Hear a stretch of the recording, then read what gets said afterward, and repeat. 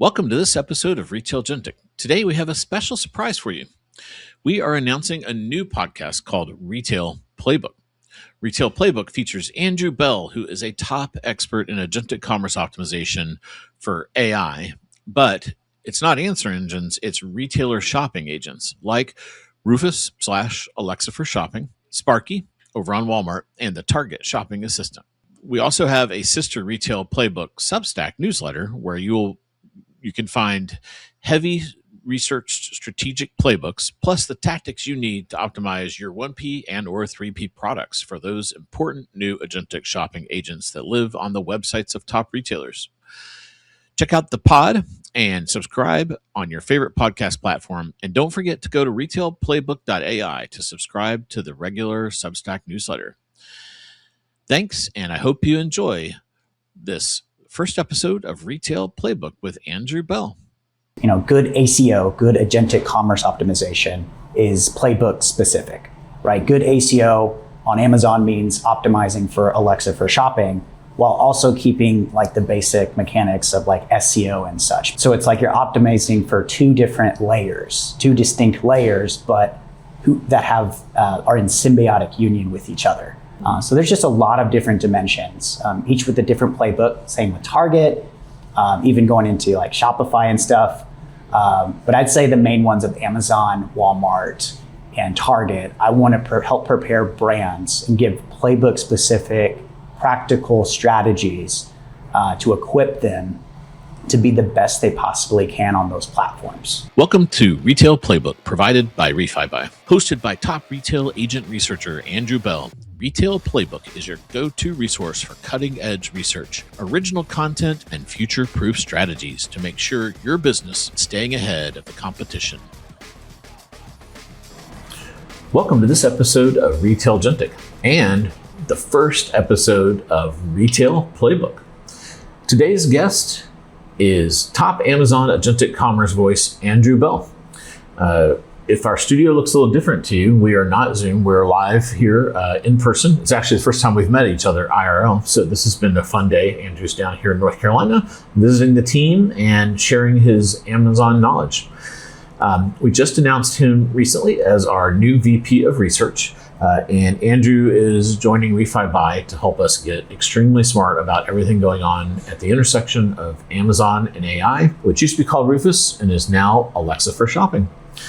Also today, we are announcing the launch of a new Substack and podcast. We call that a channel. So we have one channel that you know already, which is Retailgentic, and now we have a second channel, which is Retail Playbook. And Andrew will be your host for that new podcast. Andrew, welcome to Retailgentic, welcome to ReFiBuy, and congrats on the launch of your new channel. Yeah, it's good. Thanks for having me, Scott. I appreciate that. You've got a lot going on. I do. Are you having fun so far? Yeah, I love it. Yeah, it's good. It's good stuff. Love the team, everything we're doing here, and we're on the cutting edge of everything. I'm a big fan of agentic commerce optimization. And your philosophy around it, and I wouldn't be here if I didn't think so. Let's start by, since we have people's attention, I'm kind of mixing it up now we're into it.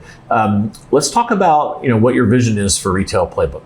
How do you what's this new channel? How's it different than Retailgentic, and what are you going to focus on? Well, it's playbook specific, to different marketplaces like Amazon, because good ACO, good agentic commerce optimization is playbook specific, right? Good ACO on Amazon means optimizing for Alexa for shopping while also keeping like the basic mechanics of like SEO and such, because Amazon operates, for example, on what's called the A9 algorithm, which is their keyword search based algorithm. And then it also works on Alexa for shopping as well. So it's like you're optimizing for two different layers, two distinct layers, but that are in symbiotic union with each other. So I think like that's one aspect. Same goes with Walmart Sparky. They have their own algorithm when it comes to search, and they also have their own algorithm when it comes to Sparky and recommending products.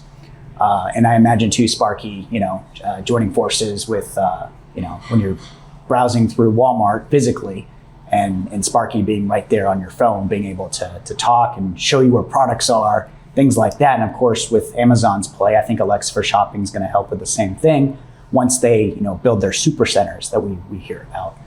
So there's just a lot of different dimensions, each with a different playbook. Same with Target, even going into like Shopify and stuff.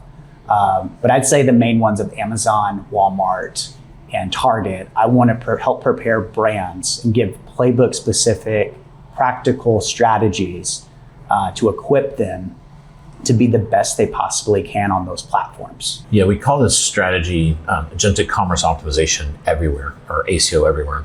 A lot of people start with the exciting new thing, which is the answer engines, right? Which is what we focus on here at Retailgentic and at ReFiBuy. But then what we've discovered is the retailer hosted AI systems are very powerful because they're just sitting in that huge transaction flow. Amazon's like what, 400 billion a year.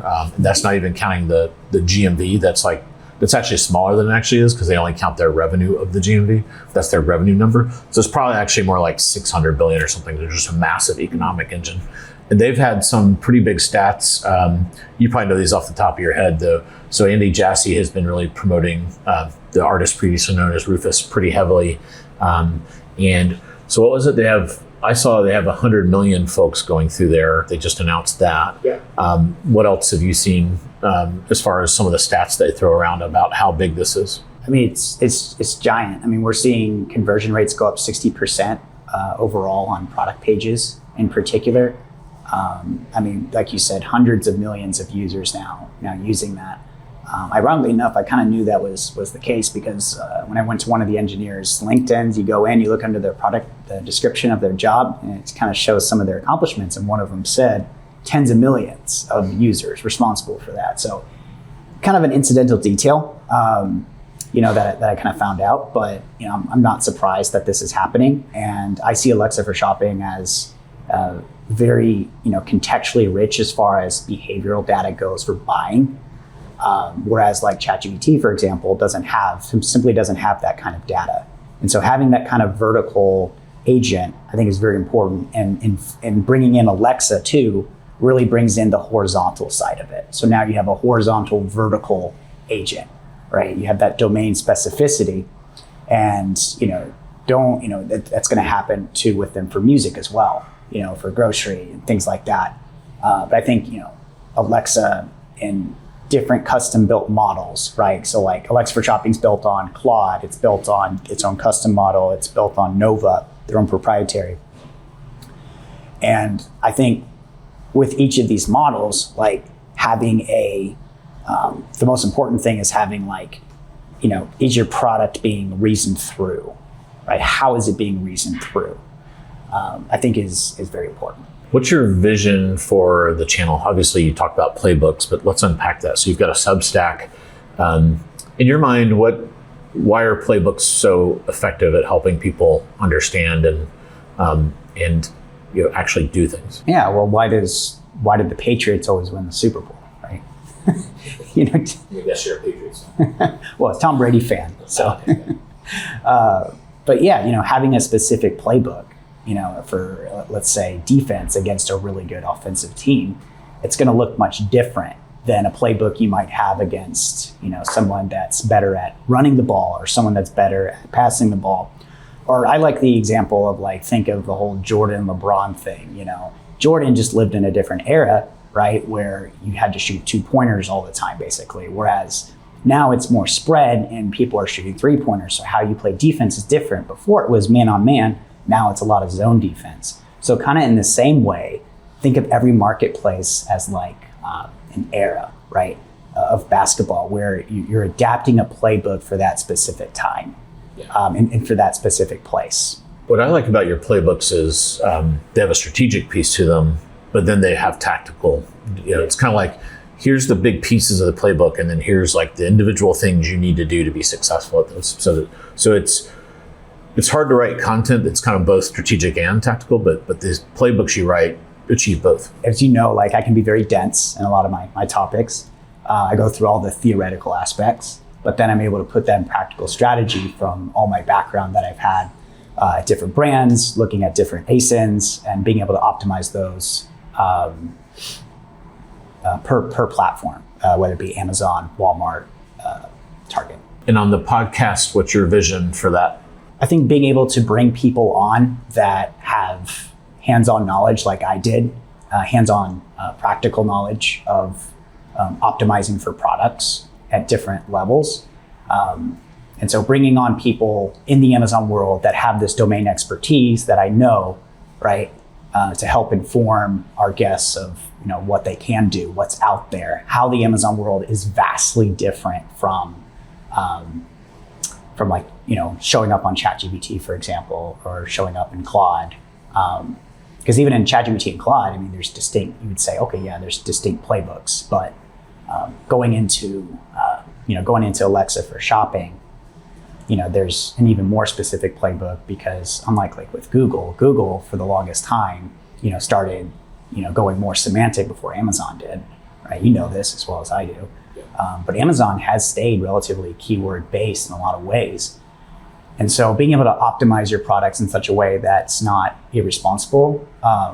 And so like on Amazon, you want to be able to balance SEO, what's it called, GEO and AEO, really, which honestly, those three come together and form agentic commerce optimization.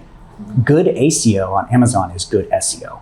So we're doing this kind of Christopher Nolan style. Now let's go. You obviously know a lot about this. Let's kind of figure out how you got here. Tell us a little bit about yourself, and then how on earth do you know so much about how you optimize things for Amazon, Walmart, and the like? I didn't even major in business, Scott. I studied ancient Greek and preaching at a Bible school. But if there's one thing I have, it's a self-taught spirit. I spent my waking days in Barnes & Noble, 6 months, and would read every book off the shelf in the business. And then I discovered online PDFs, and that kind of changed the game for me in terms of education. Learned everything I could about the business world.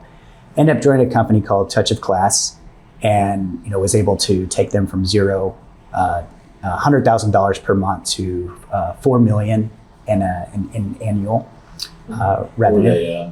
What category were they in? Luxury home decor. Okay. Unique luxury home decor. Covered about 30 different categories within home decor.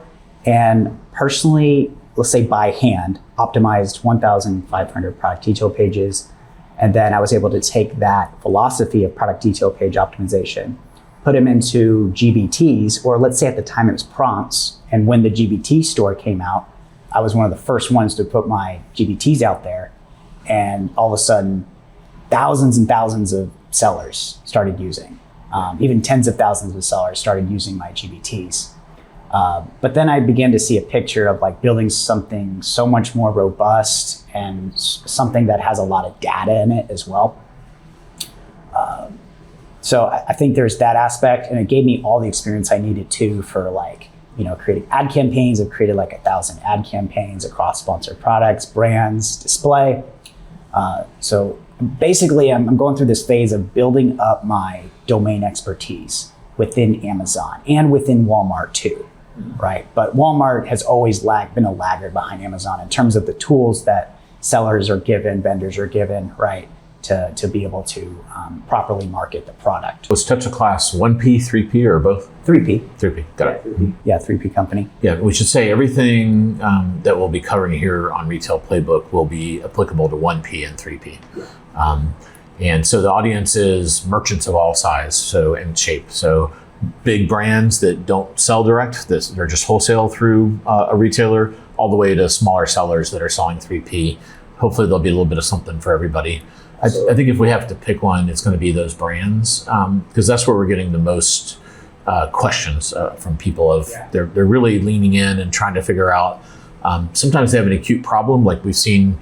I've seen one where I can't remember which engine it was, but it was basically saying some chicken nuggets were vegan, for example, and obviously not right.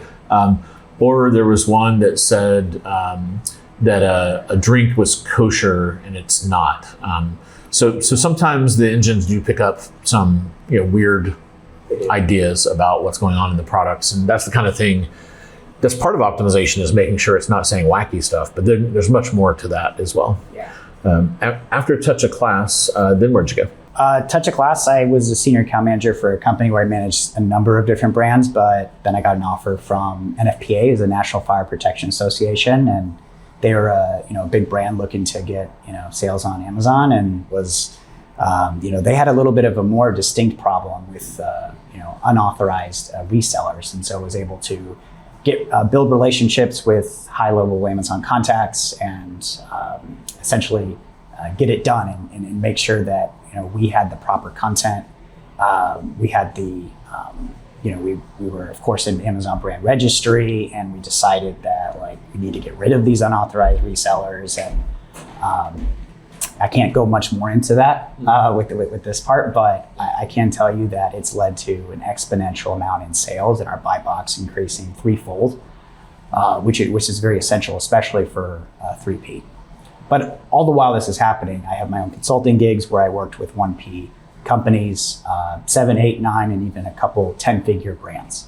Yeah, and then so you started doing your GPTs, and then you started writing the playbooks, and you have a LinkedIn newsletter called Amazon Science or Science of Amazon. It started Amazon Science Made Simple, but then it quickly became, I should have called it Amazon Patents Made Simple, because really I unfold a lot of patents. But here's the thing, science papers also inform patents. Amazon science papers inform patents. Patents I consider a main source of truth because that's actual deployable technology from Amazon. Amazon science papers point to the future of Amazon, of where it's going, right? But you can catch on to cues. So for a patent that recently came out, there was a paper done on it in 2023, right? That data supported what was in the patent today. So it kind of to show you there's a 2 to 3 year gap between a patent and research done. Yeah. And so research first. Yes, research first. Does research always turn into a patent, or is there a? Not always, especially if it failed. Most science papers, I have levels 1, 2, 3, 4, 5. 5 is completely deployable, or has been deployed, and it's showing data results from it. So I look at it from the perspective of, is it level 1, 2, 3, 4, 5? Most are level 2 and 3. Most are level 2 and 3. So when these patents come out, you're actually poking at the user interface to see if it's live or not. Because I imagine some patents, you don't have to implement a patent. It can just be an idea you want to preserve and protect IP on. Right, yeah, absolutely. What percent of patents get implemented? Do you have a rough estimate? Probably couldn't give you a rough estimate because I only look at the ones that I know for sure implemented. I look through every single patent myself. I don't read every single one of them. I have a method I go through, but I do look through all the figures that initially come up.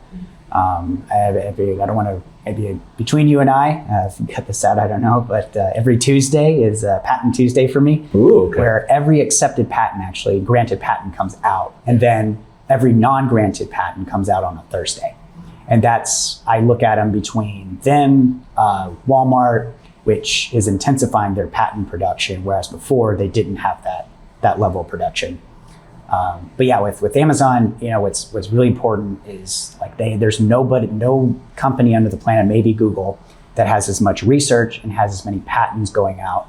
And I think that predicts patents are Amazon's playbook of the future, right? Detailed explanations of really how engineers think through problems too, because you have to get the wording right as well. And sometimes they can be broad too, but I think we see ourselves moving toward use case-based language all over in product pages, right? Across the title, across bullets, across A+ content, across videos even.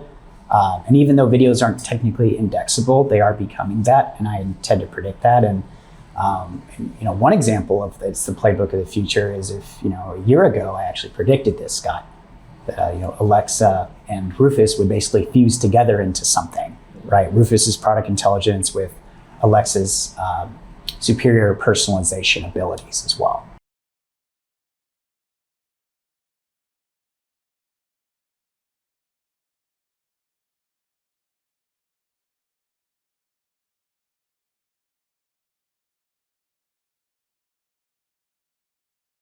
I think it's the exact opposite. It's the exact opposite. It's because it works. Yeah. There's a reason why, if anyone's tracked Rufus more than anybody, I can guarantee you that being on my phone 30 minutes every day, looking and testing Rufus, sometimes 2 hours a day, if I'm really doing heavy research, I can tell you that it's increased its coverage everywhere. Yeah. Right? It's gotten much better. Yeah.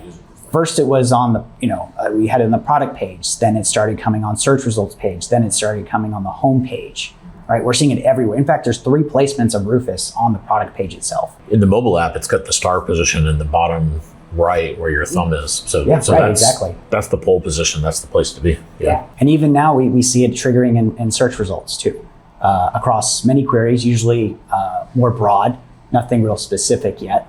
But I anticipate this happening. And so looking at the digital shelf now, seeing it as, where you're ranking. So like with Alexa for shopping, yes, it pulls in search results from A9 algorithm, right? Products, you have the normal ranking, but after it gets that pool of products in there, it has its own ranking criteria based on context of the prompt, context of the user, and personalization from Alexa to be able to put the proper products in there. So you might have a pool of 100 products from search results, right? But then it narrows it down to 30 or 20. But all we know for sure is it then produces the best 8, about the best 8, 5 to 8 products. I think that we may have a world where the search engine kind of melds, it kind of fuses, to use your word as well, where you no longer have like Rufus and the old search. I think the old search doesn't get replaced, but increasingly Rufus handles it a lot more of it. Because that's the biggest problem. I mean, think of the mom. I use my mom, for example, who, I have diverse interests. My brother-in-law has diverse interests. My sister does. My sister had, like I said, certain kind of makeup, so she has to search that brand on Amazon. This particular query, but I need it to be cruelty-free, let's say, right? And then me, I love Legos, but my mom knows I like Marvel Legos. And so instead of her having to type in all these search terms, Alexa for Shopping knows to do that search query plan, to go and perform the shopping mission, right? To do those search queries and to grab the product results from there. Alexa for Shopping. It's going to take me years to stop saying it. I don't know how you do it. In some ways, it's actually better at, so there's a set of people I argue with, and they say, no, agentic commerce is you don't touch anything. And in some ways, Amazon's closer to this full autonomy because they have that feature where you can basically set a price trigger, and in there you can say, yes, when it hits this, buy it for me. Yeah. And there's no like 6, are you sure? Are you really, really, really sure? It just fires. My wife is actually tired of all the notifications on our Alexa in the bedroom because every notification is, hey, you have a buying alert, something's on sale. Yeah, because you just signed up for so many of them. Yeah, hopefully you didn't set the automatically buy on all of them. No, not yet. And then you were the first person I know that discovered Sparky was live on the web. I think was that this week or last week? It all blurs together. So what are some interesting things that you've noticed about Sparky? Sparky, you can tell it's not near as sophisticated in terms of the data it's bringing in. It hallucinates a little bit more than Alexa for Shopping does. And I think a lot of it has to do, again, to look at the power of a company, you look at their patent architecture, it's just not near as sophisticated as Amazon. And you can tell what they're doing compared to Amazon is relatively primitive in comparison, which makes sense because they don't even have like a huge science division like Amazon does in terms of like search science, right? But at the same time, it's increasing because of their partnerships with, for example, with OpenAI. And I think with their willingness to adopt the Universal Commerce Protocol as well, very clearly, I think that's going to give them a slight advantage, and Sparky being implemented within there. And I imagine Sparky GPT is being used behind Sparky. The best evidence shows that GPT-5.1 at scale is the best shopping. I don't know.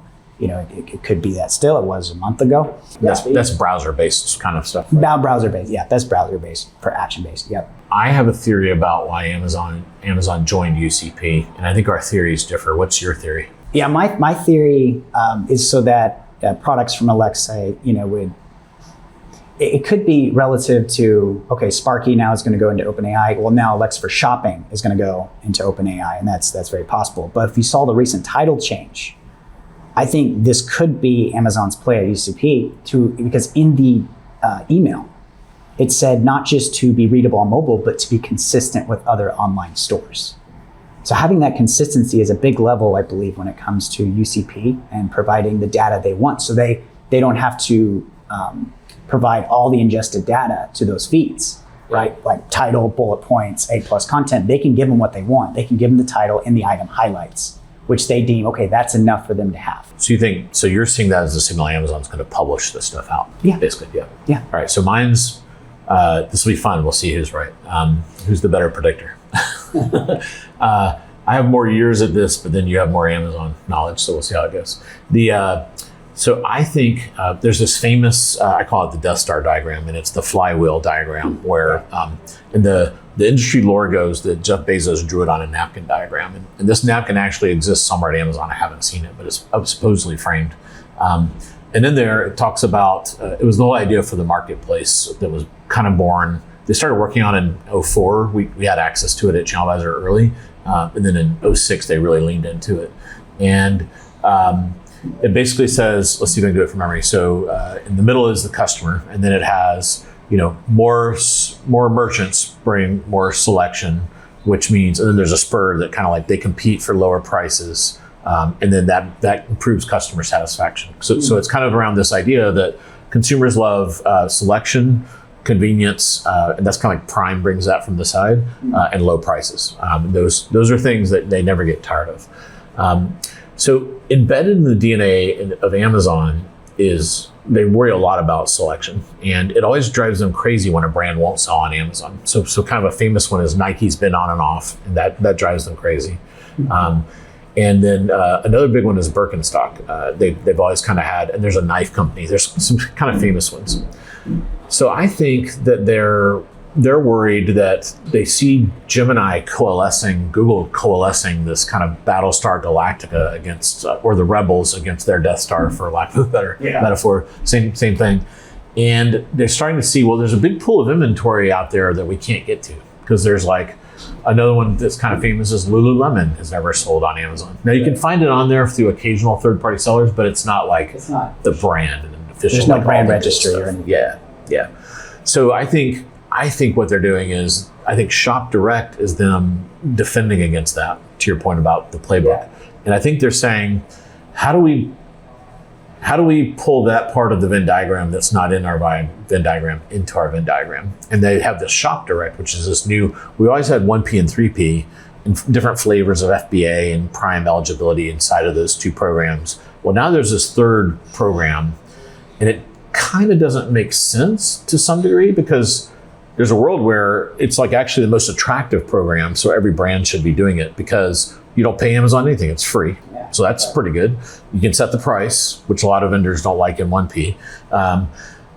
And you can even have, there's an agentic checkout. It's a small subset in the buy for me. But I think that's what they're trying to do, is surface inventory not on Amazon inside. And I think they'll have you buy that through UCP. So I think they'll have you be able to buy that in Amazon through UCP, but they're gonna flip it from kind of what you're saying. They're gonna pull UCP into Amazon. Whereas you're kind of saying publish out. Now the other option is they can do both, and we can both be right. So we'll see. I'd say, I see what you mean. So it's all consistent with online stores, and those show up too. So and it comes from, and I think their other fear, and this kind of is my thinking around the Alexa thing. I think their other fear is being attacked from the sides, because ChatGPT just released some information that 20% of their conversations have a commerce intent in them at some point.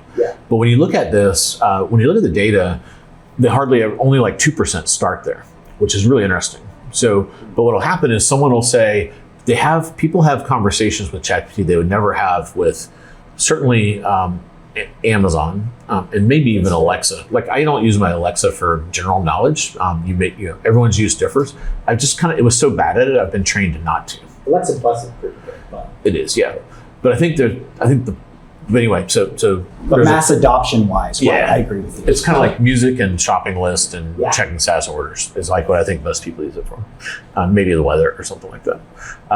And so I think they're worried about, not even having a shot at, if someone's having a conversation about a home improvement project with ChatGPT, they will have the first shot at putting a product into that conversation should it go there. Whereas Amazon may never see that. And I think that's another thing they're worried about.